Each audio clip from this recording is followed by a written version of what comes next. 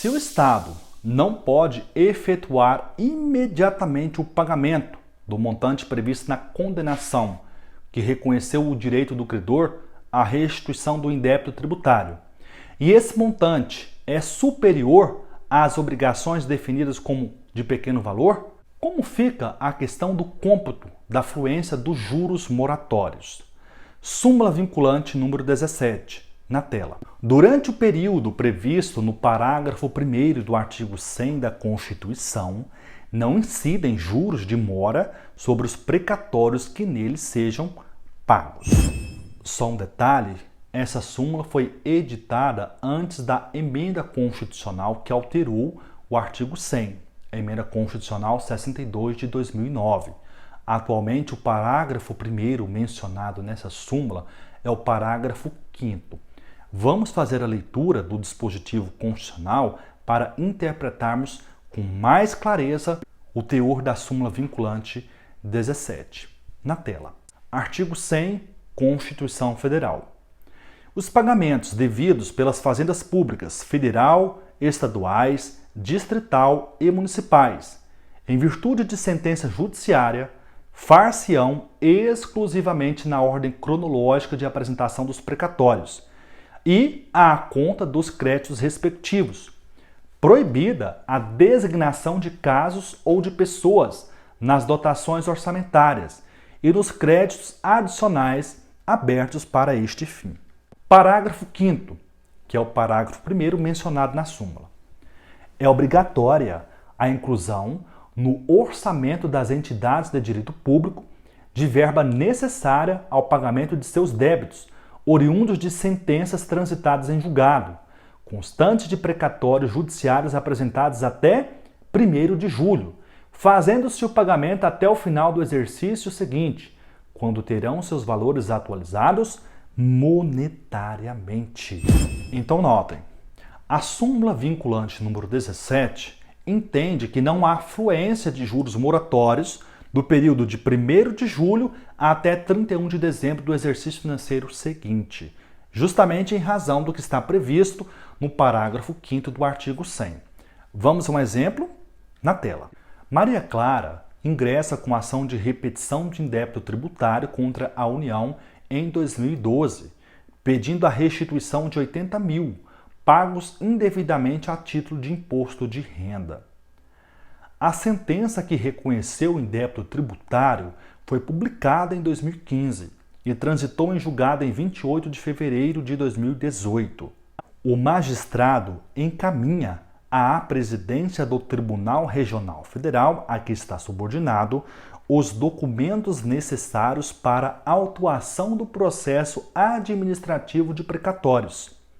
O presidente do tribunal expede a requisição à autoridade competente do Poder Executivo para que faça a inclusão no orçamento de verba suficiente para o pagamento do valor da condenação.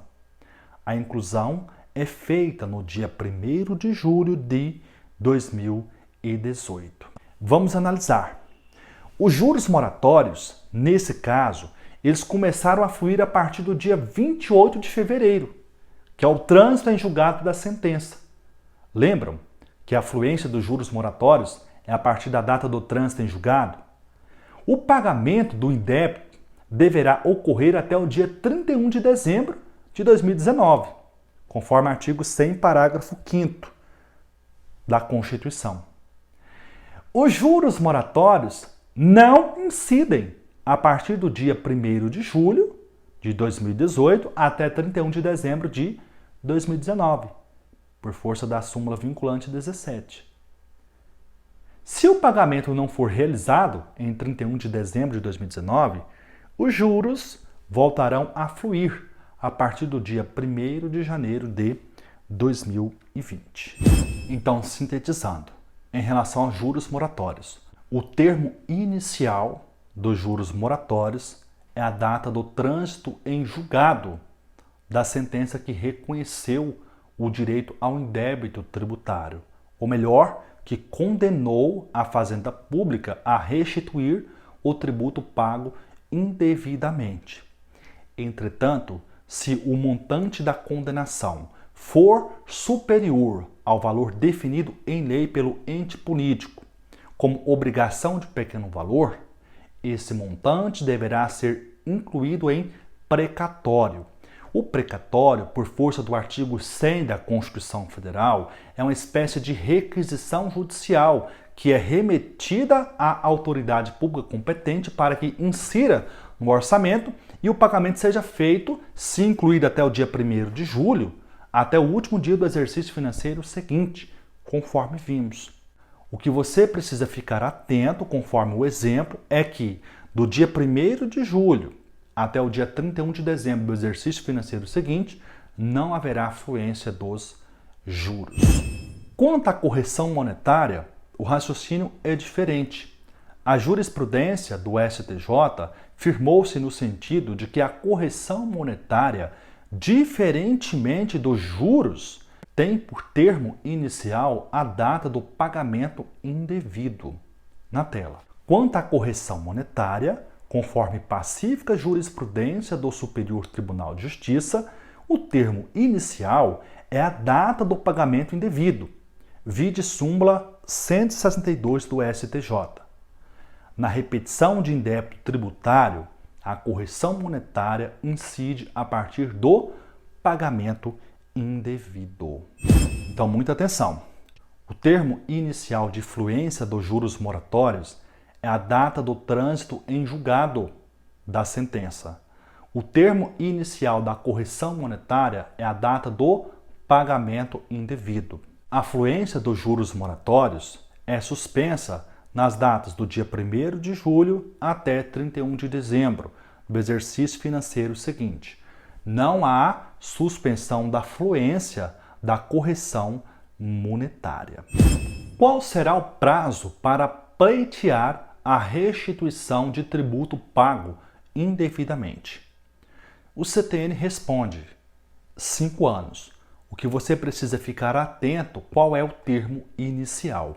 Na tela. O CTN prevê, como regra geral, que o prazo para demandar a restituição de tributo pago indevidamente é de 5 anos, contados da data da extinção do crédito tributário e da data em que tenha se tornado definitiva a decisão administrativa ou passar em julgado a decisão judicial que reformar, anular ou rescindir decisão condenatória. Conforme vimos em aulas anteriores, existem 3 modalidades de lançamento: o lançamento de ofício, o lançamento por declaração e o lançamento por homologação. Levando-se em consideração que nos tributos sujeitos a lançamento por homologação, a extinção ocorre com a homologação expressa ou tácita da autoridade administrativa, haveria algum impacto no que diz respeito ao termo inicial para a restituição do indébito tributário? Vamos ver isso no próximo bloco. Até já!